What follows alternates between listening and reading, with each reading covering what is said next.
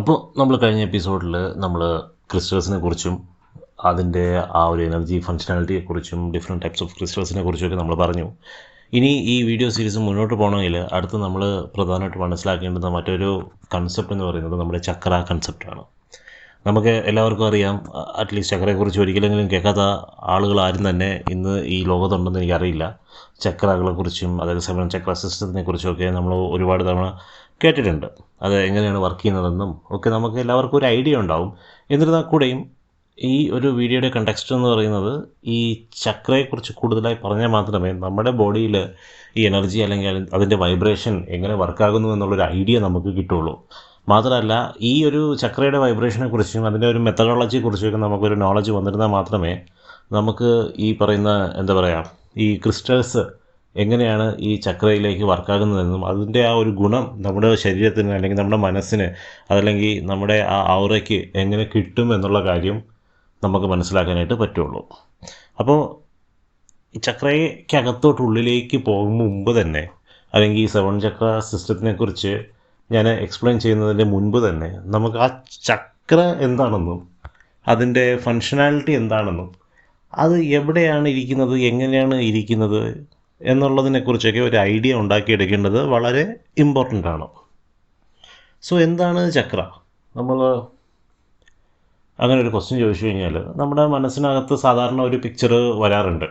ഒരു 7 പോയിൻ്റ്, ഒരു മനുഷ്യൻ എന്താ പറയുക, ഒരു മെഡിറ്റേറ്റീവ് പോസിലിരിക്കുന്ന രീതിയിൽ ഒരു പിക്ചർ വരാറുണ്ട്. പക്ഷേ നമ്മളിന്ന് കുറച്ചുകൂടെ ഡീപ്പായിട്ട് എന്താണ് ചക്ര എന്നുള്ളതിനെ കുറിച്ച് ഡീപ്പായിട്ട് മനസ്സിലാക്കുമ്പോഴത്തേക്കും ഒരു വട്ടം ആ ഒരു കൺസെപ്റ്റ് കറക്റ്റ് മനസ്സിലാക്കി കഴിഞ്ഞ് കഴിഞ്ഞാൽ പിന്നെ നമ്മൾ ഓരോ ചക്രയെക്കുറിച്ചും ഒരുപാട് എക്സ്പ്ലെയിൻ ചെയ്യേണ്ട ആവശ്യമില്ല. ഓട്ടോമാറ്റിക്കലി ഓക്കെ, ഇത് റൂട്ട് ചക്രയാണ്, അല്ലെങ്കിൽ ഇത് സാക്രൽ ചക്രയാണ്, ഇത് ഇങ്ങനെയായിരിക്കാം വർക്ക് ചെയ്യുന്നത് എന്ന് ഒരു ഐഡിയ നമുക്ക് തനിയെ വരും. അപ്പോൾ അതാണ് ഈ ഒരു വീഡിയോയുടെ ഒരു ഉദ്ദേശം എന്ന് പറയുന്നത്. അത് ലേറ്റർ ഓൺ വരുന്ന വീഡിയോസിൽ നമ്മൾ ക്രിസ്റ്റൽസുമായിട്ട് കണക്ട് ചെയ്യും, നമ്മൾ ഏഞ്ചൽസുമായിട്ട് കണക്ട് ചെയ്യും, അതിൻ്റെ യൂസ് കേസസ് നമ്മൾ പറയും, അതിൻ്റെ അഡ്വാൻറ്റേജസ് ഡിസഡ്വാൻറ്റേജസ് നമ്മൾ ഡിസ്കസ് ചെയ്യും. അങ്ങനെ കുറച്ച് കാര്യങ്ങൾ നമ്മൾ ചെയ്യും. സോ ഇന്നത്തെ ഒരു വീഡിയോയിൽ നമ്മൾ ചക്രയെക്കുറിച്ച് കൂടുതലായിട്ട് ഡെപ്തിൽ മനസ്സിലാക്കും. സോ എന്താണ് ചക്ര? എന്താണ് ചക്ര എന്ന് ചോദിച്ചു കഴിഞ്ഞാൽ അതൊരു ചക്രം എന്നൊരു അർത്ഥത്തിൽ നമ്മൾ മനസ്സിലാക്കിയാൽ മതി. ഇപ്പോൾ ചക്ര എന്ന് പറയുമ്പോൾ തന്നെ നമുക്കറിയാമല്ലോ, അത് വട്ടത്തിരിഞ്ഞിരിക്കുന്ന ഒരു സാധനമാണ്.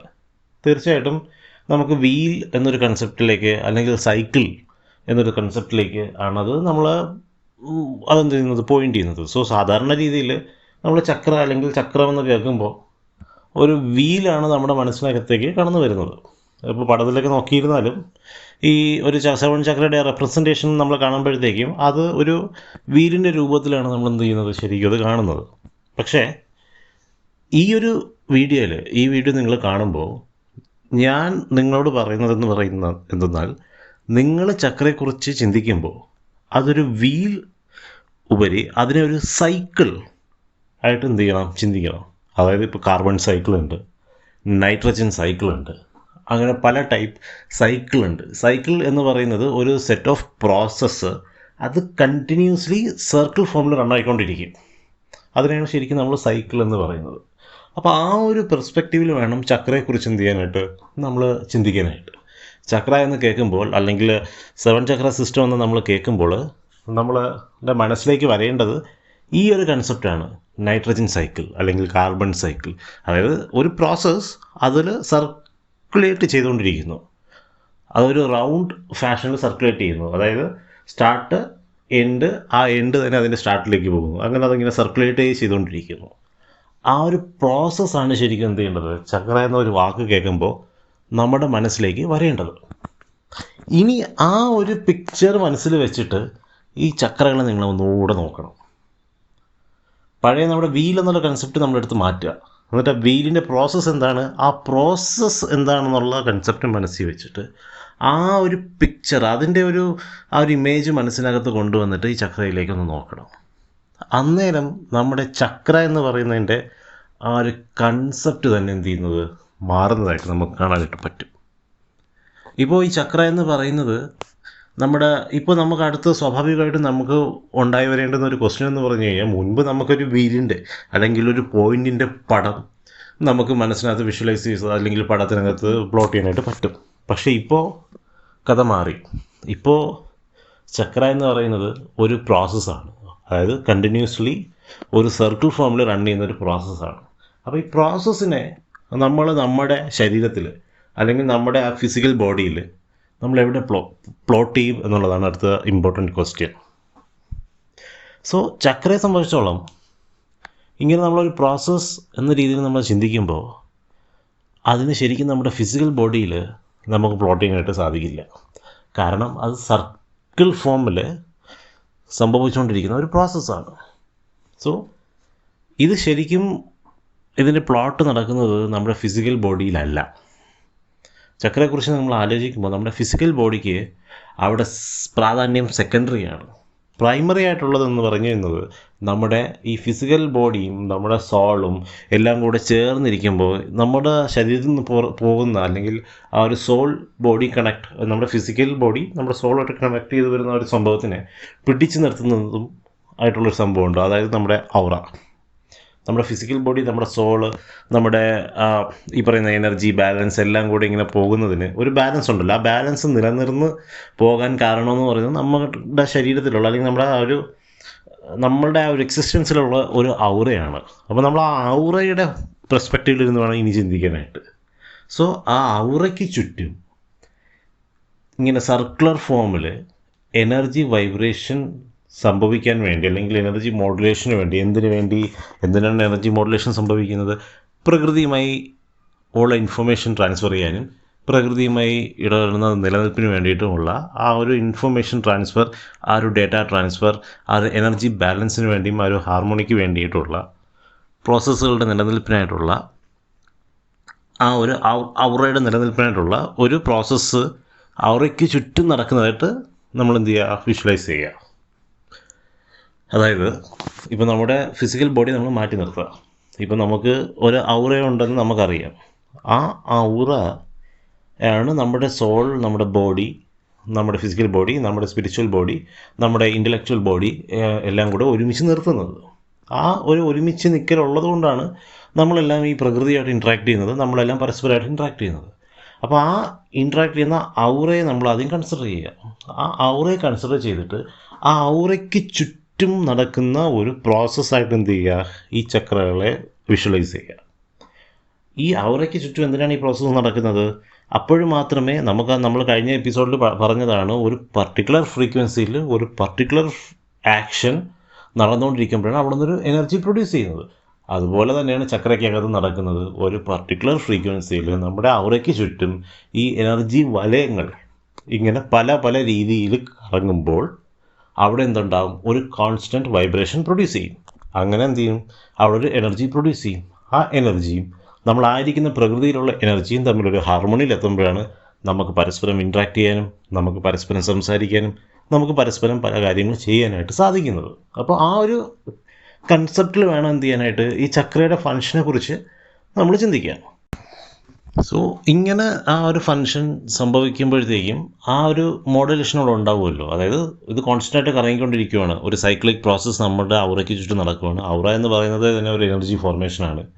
ആ ഒരു ഫോർമേഷനകത്തുണ്ടാകുന്ന ചേഞ്ചസ്, അതായത് സർക്കുലർ മോഷൻ കാരണം, എനർജിയുടെ ആ ഒരു വലയത്തിൻ്റെ ആ സർക്കുലർ മോഷൻ കാരണം ഉണ്ടാകുന്ന ചേഞ്ചസ്, അവരുടെ മോഷൻസ്, അതെല്ലാം കൂടെ നമ്മുടെ പ്രകൃതി, നമ്മളായിരിക്കുന്ന നാച്ചർ ആയിട്ടുള്ള ഒരു വൈബ്രേഷണൽ ഒരു ഇക്വലൻ്റ് വൈബ്രേഷനിലേക്ക് വരുമ്പോഴത്തേക്കുമാണ് നമുക്ക് എന്ത് ചെയ്യുന്നത്? നമ്മുടെ ആ ഒരു എന്താ പറയുക, ആ ഒരു കറക്റ്റ് ഫ്രീക്വൻസി മോഡുലേഷനിൽ നമുക്ക് ഓരോരോ കാര്യങ്ങൾ ചെയ്യാൻ പറ്റുന്നത്. ഇപ്പോൾ നമ്മളൊരു കസേരയിൽ ഇരിക്കുന്നതും നമ്മൾ നടക്കുന്നതും ഓടുന്നതും ഒക്കെ ഇതുമായിട്ട് ബന്ധപ്പെട്ടിരിക്കുന്ന കാര്യങ്ങളാണ്. ഒരുപക്ഷെ നമ്മുടെ ഏതെങ്കിലും ഒരു ചക്ര അല്പം ഒന്ന് ഇൻബാലൻസ് ആവുകയോ അല്ലെങ്കിൽ ആ ഒരു വൈബ്രേഷൻ എന്തെങ്കിലും ഒരു വ്യത്യാസം വന്നു കഴിഞ്ഞാൽ ചിലപ്പോൾ നമ്മൾ ആ ഒരു സെക്കൻഡിൽ നമ്മൾ ചെയ്യാൻ ആഗ്രഹിക്കുന്ന കാര്യം പോലും ചിലപ്പോൾ നടക്കാതെ വരും. ചിലപ്പോൾ നമ്മൾ ആഗ്രഹിക്കുന്നതിനൊക്കെ കൂടുതൽ കാര്യങ്ങൾ നമുക്ക് ചെയ്യാനും സാധിക്കും.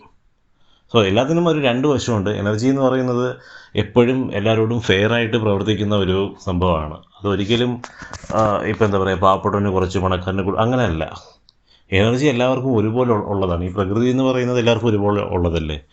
ഈ പ്രകൃതിയിൽ നമുക്ക് എല്ലാവർക്കും 24 മണിക്കൂറല്ലേ ഉള്ളൂ. അപ്പോൾ എല്ലാവർക്കും അത് ഒരുപോലെയുണ്ട്. പിന്നെ അതിൻ്റെ മോഡുലേഷൻ, അതിൻ്റെ എക്സ്റ്റേണൽ ഫോഴ്സിൻ്റെ എഫക്റ്റ്, അങ്ങനെ ഒരുപാട് കാര്യങ്ങൾ ഡിപ്പെൻഡ് ചെയ്തിട്ട് പലരിലും അതുണ്ടാക്കുന്ന ഇമ്പാക്റ്റ്, അത് കാരണം ഉണ്ടാകുന്ന കോസ് ആൻഡ് എഫക്റ്റ് എല്ലാം വ്യത്യാസപ്പെട്ടിരിക്കും.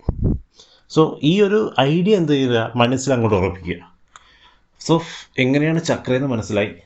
ചക്രയുടെ ഒരു എന്താ പറയുക, നമ്മൾ പടത്തിൽ കാണുന്ന പോലെ ഒരു ഡിസ്ക് അല്ല, അതൊരു സൈക്കിൾ പ്രോസസ്സാണ് നമുക്കിപ്പോൾ മനസ്സിലായി. അത് ഔറയ്ക്ക് ചുറ്റുമാണ്, അതായത് ഫിസിക്കൽ ബോഡി ഇല്ലെങ്കിലും നമ്മുടെ ഔറയ്ക്ക് ചുറ്റും ഈ പറയുന്ന എനർജി വലയം ഉണ്ടാകും എന്നൊരു ആ ഒരു കൺസെപ്റ്റ് എന്ത് ചെയ്യുക, മനസ്സിലോട്ടങ്ങ് ഉറപ്പിക്കുക. ഇനി ആണ് വേറൊരു, അപ്പോൾ ഇങ്ങനെ നമ്മൾ പറയുമ്പോഴത്തേക്കും ഈ ചക്രയുടെ എന്നാൽ പിന്നെ എങ്ങനെയാണ് പൊസിഷൻ, എത്ര ചക്രയുണ്ട്, അങ്ങനെയൊക്കെ കുറച്ചധികം ക്വസ്റ്റ്യൻസ് നമ്മുടെ മനസ്സിലേക്ക് വരേണ്ടതാണ്. സോ നമുക്ക് പൊതുവേ നമുക്കറിയാം, നമുക്കുള്ളത് 7 ചക്രകളെ കുറിച്ചിട്ടാണ് നമ്മളെല്ലായിടത്തും കേട്ടിട്ടുള്ളത്. എന്നാൽ ചില പുസ്തകങ്ങൾ അല്ലെങ്കിൽ ചില ആർട്ടിക്കിൾ ഒക്കെ നോക്കുമ്പോൾ അവിടെ 114 ചക്രകളോളം പറയുന്നുണ്ട്. പക്ഷേ നമ്മൾ മനസ്സിലാക്കേണ്ടുന്നൊരു കാര്യം എന്ന് പറയുന്നത്, ഇത് ഓരോ ചക്രയും അല്ലെങ്കിൽ ഈ പറയുന്ന ഓരോ എനർജി വലയങ്ങളും അല്ലെങ്കിൽ ആ സൈക്ലിക് പ്രോസസ്സ് എന്ന് പറയുന്നത് എല്ലാം തന്നെ ഒരു എനർജി റിലേറ്റഡ് ആയിട്ടുള്ള, ഒരു പർട്ടിക്കുലർ ഫ്രീക്വൻസിയിലുള്ള എനർജി റിലേറ്റഡ് ആയിട്ടുള്ള മൂവ്മെൻറ്റ്സ് ആണ്.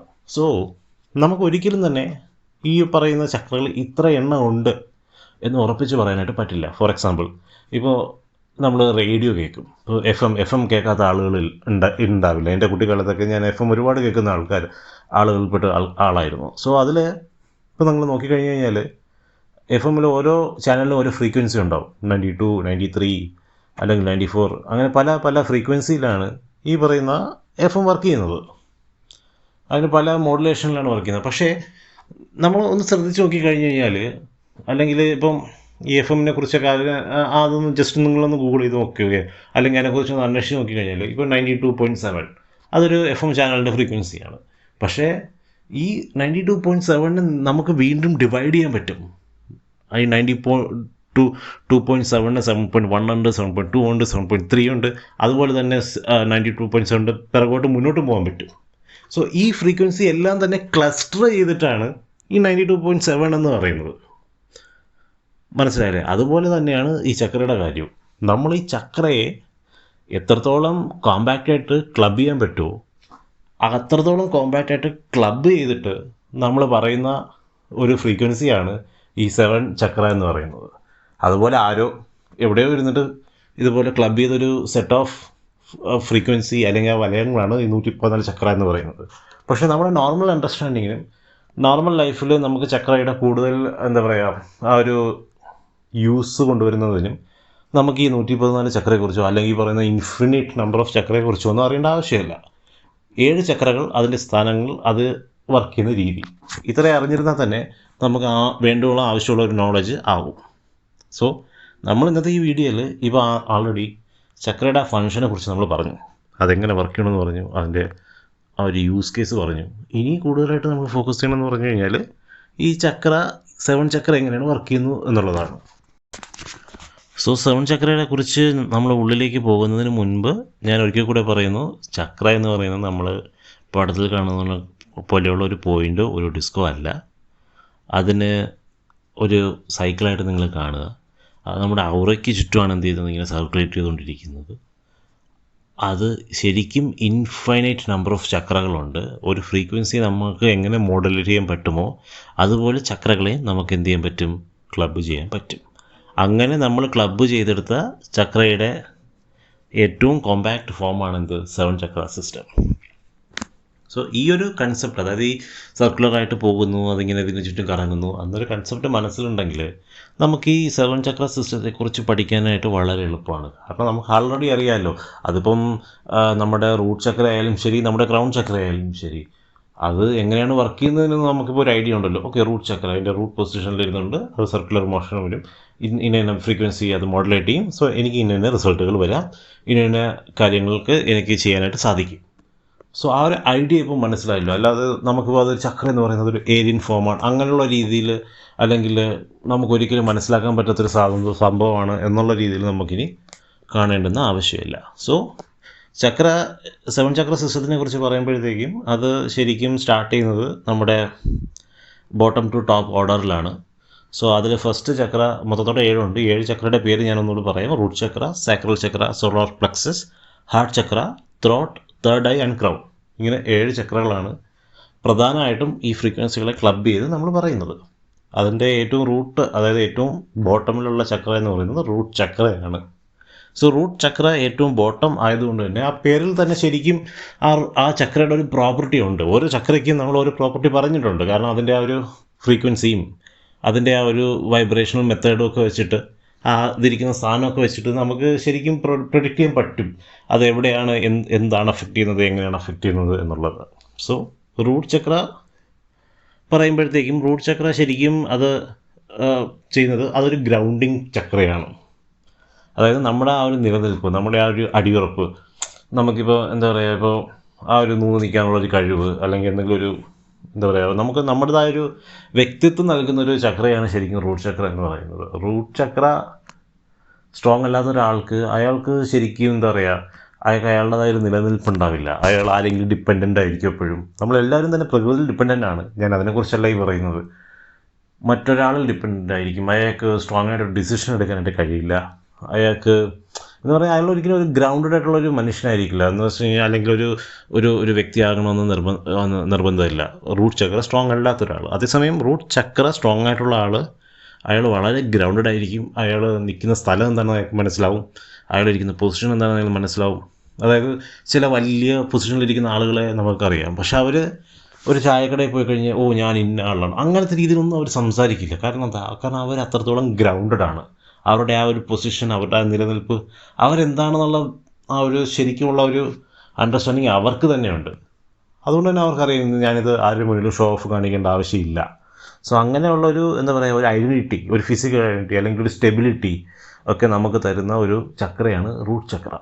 സോ ഇതിനെ നമ്മൾ ഇപ്പോൾ ഈ പറയുന്ന കണക്ക് കളറിൻ്റെ, അതായത് നമ്മുടെ വിഷൻ നമുക്ക് ഉണ്ടാകുന്നത് എപ്പോഴും കളർ വെച്ചിട്ടാണല്ലോ. അപ്പോൾ വിഷൻ ബേസ് ചെയ്തിട്ട് ഒരു ഫ്രീക്വൻസിയായിട്ട് അസോസിയേറ്റ് ചെയ്യുമ്പോഴത്തേക്കും റെഡ് കളറാണ് ഇതിന് പറയുന്നത്. അത് ശരിക്കും, അതായത് ഓരോന്നിനും ഓരോ വേവ് ലെന്ത് ഫ്രീക്വൻസി ഉണ്ടല്ലോ. ഇപ്പോൾ നമ്മുടെ വെട്ടമായിരുന്നാലും വൈറ്റ് ലൈറ്റ് എന്ന് പറയുന്നത് 7 ലൈറ്റ്സിൻ്റെ ഒരു കോമ്പിനേഷനാണ്. അവിടെ ഒരു 7 ഉണ്ട്.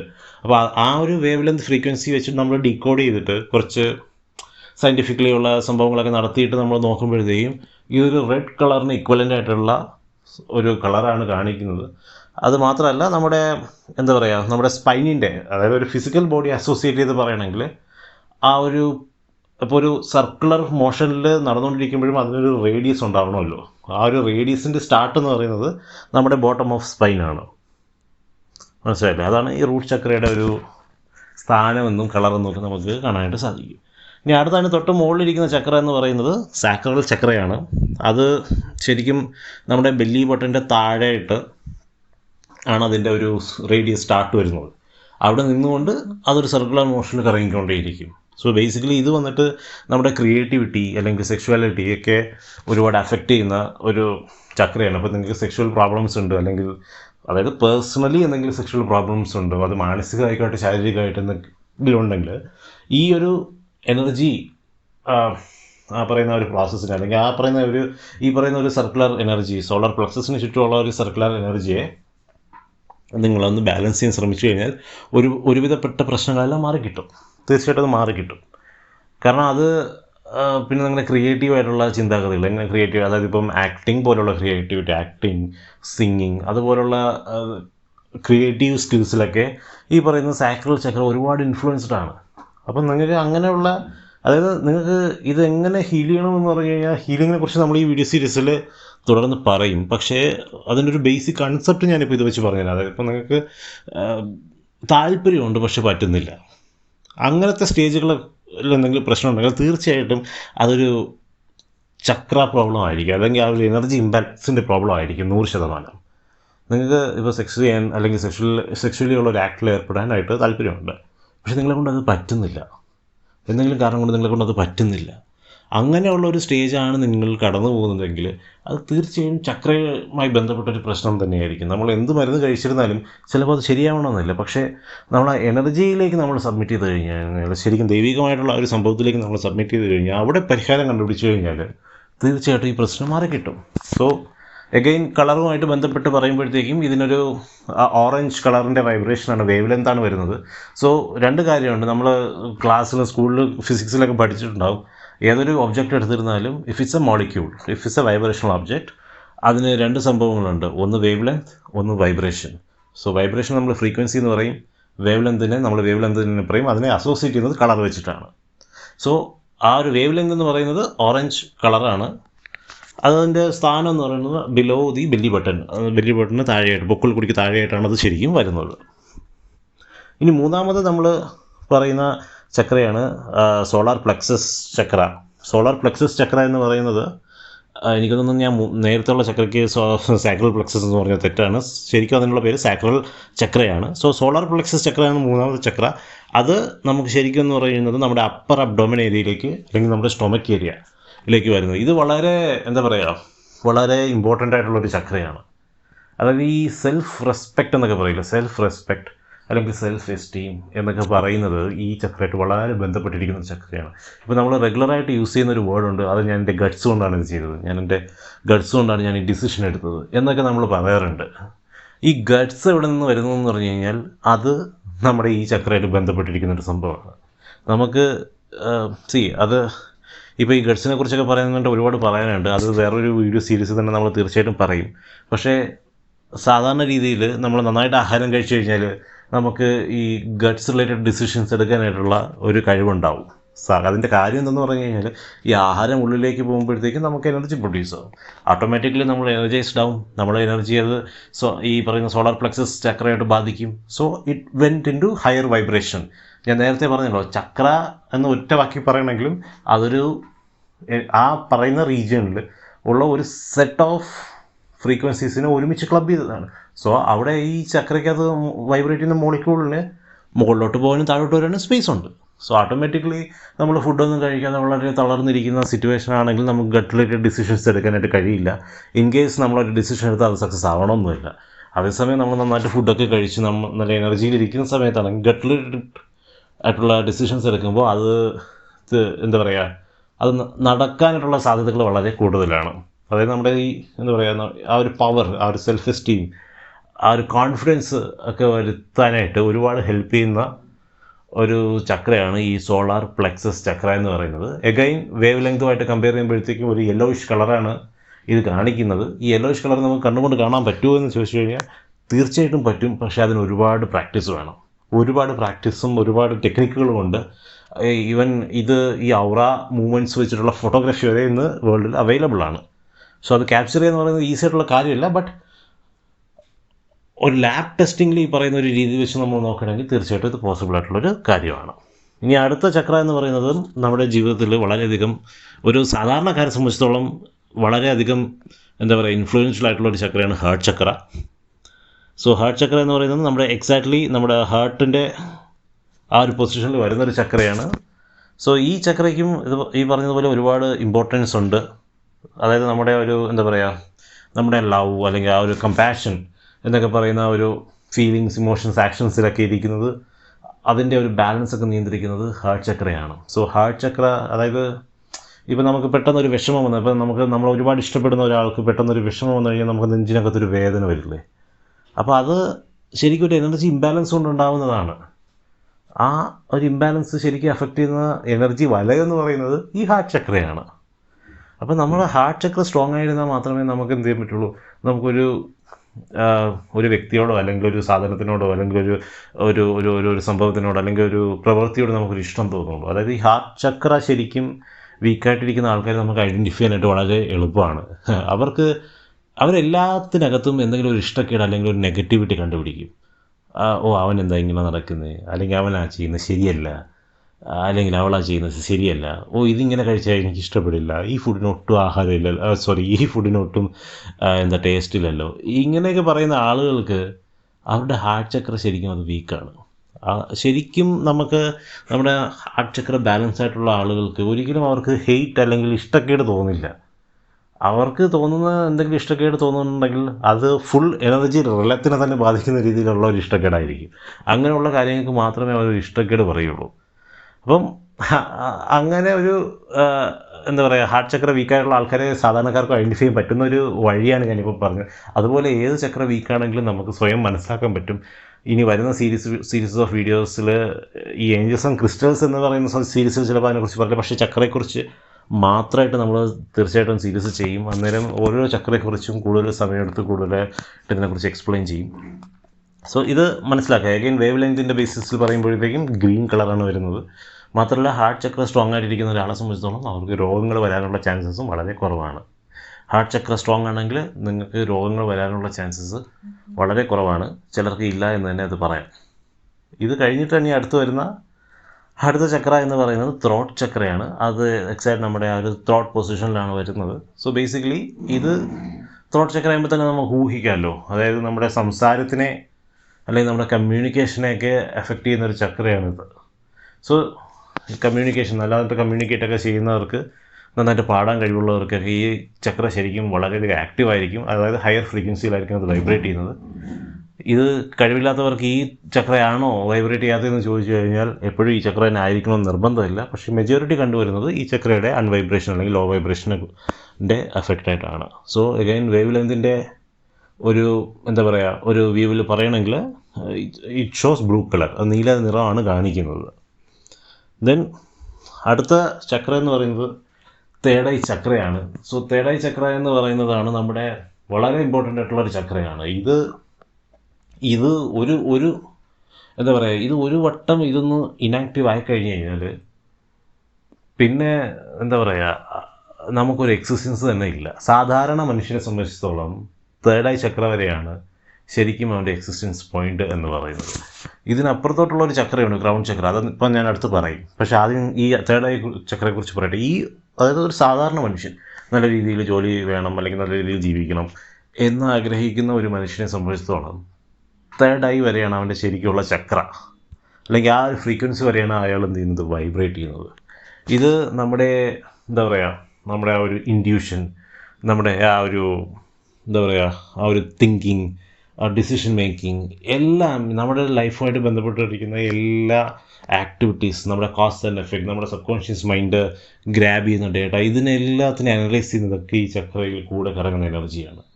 സോ നമ്മുടെ ഈ ചക്ര വളരെയധികം ആക്റ്റീവായിട്ടിരിക്കുന്ന ആൾക്കാർക്ക് ഈ ലോ ഓഫ് അട്രാക്ഷൻ പോലുള്ള കാര്യങ്ങളിലേക്ക് പഠിക്കാനും അല്ലെങ്കിൽ അത് അബ്സോർബ് ചെയ്യാനൊക്കെയുള്ള കഴിവ് കുറച്ചുകൂടെ ഫാസ്റ്റർ ആയിരിക്കും. സോ അഗെയിൻ വേവ് ലെങ്തിൻ്റെ കളറിൽ പറയുകയാണെങ്കിൽ ഇത് ഒരു ഇൻഡിഗോ നിറമാണ് കാണിക്കുന്നത്. മാത്രമല്ല ഇത് നമ്മുടെ ഫോർഹെഡ്, അതായത് നമ്മുടെ ഈ കണ്ണിൻ്റെ പുരുകത്തിന് രണ്ട് കറക്റ്റ് നടുക്കായിട്ടാണ് ഈ സംഭവം, ഇതിൻ്റെ റേഡിയസ് സ്റ്റാർട്ട് ചെയ്യുന്നത്. സോ ഈ നമുക്ക് ശരിക്കും നമ്മൾ ഫോക്കസ് ചെയ്യുന്നിടത്ത്, അതായത് പല കാര്യങ്ങളും നമ്മൾ ഫോക്കസ് ചെയ്ത് വരുമ്പോഴത്തേക്കും നമുക്കിവിടെ ചെറിയൊരു എന്താ പറയുക, ഇങ്ങനെ കുത്തുകൊള്ളുക നമുക്കിങ്ങനെ തോന്നും.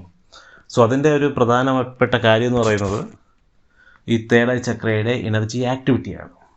ഇനി last and final energy group എന്ന് പറയുന്നത്, അല്ലെങ്കിൽ ചക്ര ഗ്രൂപ്പ് എന്ന് പറയുന്നത് ക്രൗൺ ചക്രയാണ്. ഈ ക്രൗൺ ചക്രയെക്കുറിച്ച് പറയാൻ തുടങ്ങി കഴിഞ്ഞാൽ ഒരുപാട് പറയാനുണ്ട്. പക്ഷേ ഈ ക്രൗൺ ചക്രയെക്കുറിച്ച് പറയുന്നത് നമുക്കെന്താ എപ്പോഴും അതൊരു ശരിയായിട്ടുള്ള രീതിയിലല്ല. കാരണം നോർമലി ക്രൗൺ ചക്ര എന്ന് പറയുന്നത് ഒരു സാധാരണ ആളെ സംബന്ധിച്ചിടത്തോളം അവന് അതിനെക്കുറിച്ച് പഠിക്കാനും അതിനെക്കുറിച്ച് അറിയാനും ആ ഒരു ക്രൗൺ ചക്രയുടെ റിലത്തിൽ ജീവിക്കുക എന്ന് പറയുന്നത് വളരെ പാടുള്ളൊരു കാര്യമാണ്. ഇപ്പം നമ്മൾ ചുറ്റിനും നോക്കിക്കഴിഞ്ഞാൽ തന്നെ നമുക്ക് ഈ ശരിക്കും ക്രൗൺ ചക്രയിൽ ജീവിക്കുന്ന ആളുകൾ അല്ലെങ്കിൽ ആ ഒരു റിലത്തിൽ ജീവിക്കുന്ന ആളുകൾ ആരെന്നൊക്കെ ചോദിച്ചു കഴിഞ്ഞാൽ ഇപ്പോൾ നമുക്ക് പറയാൻ പറ്റും ശ്രീനാരായണ ഗുരു, ജീസസ് ക്രൈസ്റ്റ്, കൃഷ്ണ, അതല്ലെങ്കിൽ സ്വാമി വിവേകാനന്ദ. അപ്പോൾ അതുപോലുള്ള ആളുകളൊക്കെയാണ് ശരിക്കും ഈ ഒരു ചക്രയുടെ അല്ലെങ്കിൽ ആ ഒരു ചക്രയുടെ ഇൻഫ്ലുവൻസിൽ ജീവിക്കുന്ന ആൾക്കാർ, അല്ലെങ്കിൽ ജീവിച്ചിരുന്ന ആൾക്കാർ. ഇത് ശരിക്കും ഒരു സാധാരണ രീതിയിൽ ജീവിതം നന്നായിട്ട് നയിക്കണമെന്ന് ആഗ്രഹിക്കുന്ന ഒരാളെ സംബന്ധിച്ചിടത്തോളം ഈ ക്രൗൺ ചക്രയോ അല്ലെങ്കിൽ ആ ഒരു ലെവൽ ഓഫ് വൈബ്രേഷനിലേക്ക് എത്തിപ്പെടേണ്ട ആവശ്യമില്ല. അവന് തേർഡ് ഐ ചക്ര വരെയുള്ള വൈബ്രേഷൻസ് മതി. Again for knowledge, crown chakra എന്ന് പറയുന്നത് it's top of our head. അതായത് നമ്മുടെ ഫിസിക്കൽ ബോഡിയായിട്ട് യാതൊരുവിധ ബന്ധവും ഇല്ലാതെ ആ ഫുള്ളി സോൾ ടു ഔറ കണക്ഷനിൽ നിൽക്കുന്ന ഒരു എനർജിയാണെന്ത്, അല്ലെങ്കിൽ ആ എനർജി സർക്കിൾ ആണെന്ത് ഈ പറയുന്ന ക്രൗൺ ചക്ര. അതുകൊണ്ട് തന്നെ നമ്മുടെ ഫിസിക്കൽ ബോഡി, അതായത് നമ്മുടെ തല മുടി മുതൽ നമ്മുടെ ഫീറ്റ് വരെയുള്ള കാര്യങ്ങൾ നമുക്കറിയാം. ഇതിപ്പോൾ അതിനും മുകളിൽ നിൽക്കുന്നൊരു സംഭവമാണ്. അപ്പോൾ അതിലേക്ക് എത്തിപ്പെടുക എന്ന് പറയുന്നത് കുറച്ച് കഷ്ടമുള്ള കാര്യമല്ലേ. നമുക്ക് നമ്മുടെ തൊട്ട് ഫ്രണ്ടിൽ ഇരിക്കുന്ന ഫിസിക്കൽ അപ്പിയറൻസ് ഉള്ള ഒരു ബുക്ക് നമുക്ക് അവിടെ ഇരുന്ന് നമ്മൾ മനസ്സുകൊണ്ട് നമ്മുടെ കയ്യിലെത്തിക്കണമെന്ന് പറഞ്ഞാൽ നമ്മളെ പലരെക്കൊണ്ടും പറ്റില്ല. അങ്ങനെയുള്ളൊരു കാലത്തിൽ ഈ ക്രൗൺ ചക്രയിലേക്ക് എത്തി ജീവിക്കുക എന്ന് പറയുന്നത് it's possible but not for everyone. അതാണ് അതിൻ്റെ ഒരു സത്യാവസ്ഥ. ഓക്കെ, ഇത് എക്സിബിറ്റ് ചെയ്യുന്ന കളർ എന്ന് പറയുന്നത് ആൾമോസ്റ്റ് ഒരു വയലറ്റ് കളറാണ്, വൈറ്റിഷ് കളർ. നമുക്ക് വൈറ്റ് കളർ എന്ന് തന്നെ പറയാം, കാരണം അത് മറ്റ് ചക്രകളെല്ലാം കൂടെ ഫിനിഷ് ചെയ്യുന്ന ഒരു സംഭവമാണ്. സോ ഇത്രയാണ് 7 ചക്രയെക്കുറിച്ച് പറയുമ്പോഴത്തേക്കുള്ള ഒരു കാര്യം. അപ്പോൾ നമുക്കൊരു ഐഡിയ കിട്ടില്ല. അപ്പം ചക്ര എങ്ങനെയാണ് വർക്ക് ചെയ്യണമെന്ന് ആദ്യമേ ഞാൻ പറഞ്ഞു. അത് എങ്ങനെ വർക്ക് ചെയ്യുന്നുണ്ട്, അതിൻ്റെ പൊസിഷൻ എങ്ങനെയാണ്. നമ്മൾ കാണുന്ന കണക്കൊരു ഡിസ്ക് അല്ല, അതിങ്ങനെ ചുറ്റിനും കറങ്ങിക്കൊണ്ടിരിക്കുന്ന ഒരു സംഭവമാണ്. ഇങ്ങനെയുള്ള ഐഡിയ ഒക്കെ നമുക്ക് ആൾറെഡി കിട്ടി. അപ്പോൾ ഈ റൂട്ട് ചക്ര തൊട്ട് ക്രൗൺ ചക്ര ഉള്ള സംഭവങ്ങളെ പ്ലേസ് ചെയ്യാനും അതിൻ്റെ ഒരു മൂവ്മെൻറ്റ് എങ്ങനെ ആയിരിക്കുന്നു, അത് എന്തുകൊണ്ടാണ് 7 ചക്രയായിട്ട് നമ്മൾ പറയുന്നതും എന്നുള്ള കാര്യങ്ങൾ നമ്മൾ പറഞ്ഞു.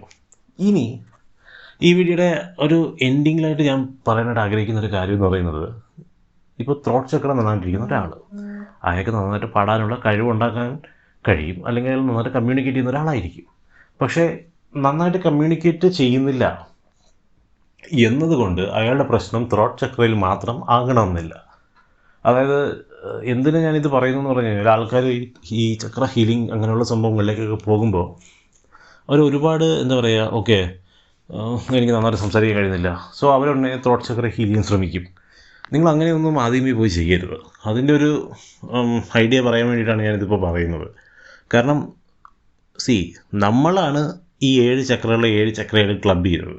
ഇതിനകത്തുള്ളത് ഇൻഫിനിറ്റ് നമ്പർ ഓഫ് ചക്രാസാണ്, ഇൻഫിനിറ്റ് നമ്പർ ഓഫ് എനർജിയാണ്. ഓരോ ചക്രയുടെ റെലം, അതായത് ഓരോ ചക്രയുടെ ഇൻഫ്ലുവൻസ് കൊണ്ടും ഓരോരുത്തർക്ക് എന്ത് ചെയ്യാൻ പറ്റും, ഓരോ ലൈഫ് സെറ്റ് ചെയ്യാനായിട്ട് പറ്റും.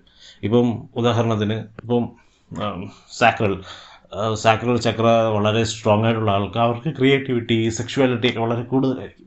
അപ്പോൾ അവരതുപോലുള്ള പ്രൊഫഷൻസ് തിരഞ്ഞെടുക്കും, ചിലപ്പോൾ അതുപോലുള്ള ലൈഫ് സ്റ്റൈൽ അവർ കൊണ്ടുപോയി വരും. ഇറ്റ് ഡസൻ മീൻ അവരുടെ മറ്റ് ചക്രകൾ ആക്റ്റീവ് അല്ല എന്നൊരു മീനിങ് അതിനില്ല. മറ്റ് ചക്രകൾ അതിനകത്ത് ആക്റ്റീവാണ്. കാരണം എങ്കിൽ ഹാർട്ട് ചക്ര ആക്റ്റീവ് അല്ലെങ്കിൽ ഇഷ്ടം തോന്നില്ല, കുറ്റം കണ്ടുപിടിക്കും. സോ എല്ലാം അങ്ങോട്ടും ഇങ്ങോട്ടും ഇൻ്റർ കണക്റ്റഡ് ആണ്. എല്ലാ ചക്രകളും അങ്ങോട്ടും ഇങ്ങോട്ടും ബാലൻസ് ചെയ്യാൻ ശ്രമിച്ചുകൊണ്ടേയിരിക്കും ഓരോ സെക്കൻഡിലും. അപ്പോൾ ഒരു പക്ഷേ നിങ്ങൾക്ക് നേരെ സംസാരിക്കാൻ കഴിഞ്ഞില്ല, അല്ലെങ്കിൽ നിങ്ങളൊരു ഇൻട്രോവേർട്ട്നെസ് ഫീൽ ആകുന്നു എന്നുള്ളത് കൊണ്ട് അത് ചിലപ്പോൾ നിങ്ങളുടെ റൂട്ട് ചക്ര ആയിരിക്കും അഫക്റ്റ് ചെയ്തിരിക്കുന്നത്, അല്ലെങ്കിൽ ചിലപ്പോൾ നിങ്ങൾ ത്രോട്ട് ചക്ര മാത്രമായിരിക്കും അഫക്റ്റ് ചെയ്തിരിക്കുന്നത്. അത് നമ്മൾ കണ്ടെത്തിയതിന് ശേഷം മാത്രമേ നമ്മൾ എന്ത് ചെയ്യാൻ പാടുള്ളൂ, ഒരു ഹീലിങ്ങിലേക്കൊക്കെ പോകാൻ പാടുള്ളൂ. സോ ആ ഒരു കാര്യം കൂടെ മനസ്സിൽ വയ്ക്കുക. അത് എങ്ങനെ കണ്ടെത്താം, എന്തിനു കണ്ടെത്തണം എന്നുള്ള കാര്യത്തിനെക്കുറിച്ചൊക്കെ നമ്മൾ വേറൊരു വീഡിയോയിൽ തന്നെ പറയും, ഈ സീരീസിൽ പറയില്ല. സോ ഇത്രയൊക്കെയാണ് എനിക്ക് ചക്രയെക്കുറിച്ച് പറയാനുള്ളത്. കൂടുതൽ ചക്രയെക്കുറിച്ച് അറിയാൻ ആഗ്രഹിക്കുന്നുള്ളവർ കമൻറ്റ് ബോക്സിൽ അറിയിക്കുക. തീർച്ചയായിട്ടും നമ്മളത് റിപ്ലൈ ചെയ്യും, നമ്മൾ ഡിസ്കഷൻ ചെയ്യും, പറ്റുമെങ്കിൽ അതിനെക്കുറിച്ച് വീഡിയോ തന്നെ ചെയ്യും. സോ ഇത്രയൊക്കെ തന്നെയുള്ളൂ ഈ ഒരു വീഡിയോയുടെ അവസാനം. ഇനി അടുത്ത വീഡിയോയിൽ ഇത് ഒക്കെ എങ്ങനെ നമ്മൾ കണക്ട് ചെയ്യാന്നുള്ള കുറച്ച് കാര്യങ്ങളെക്കുറിച്ചൊക്കെ നമ്മൾ പറയും.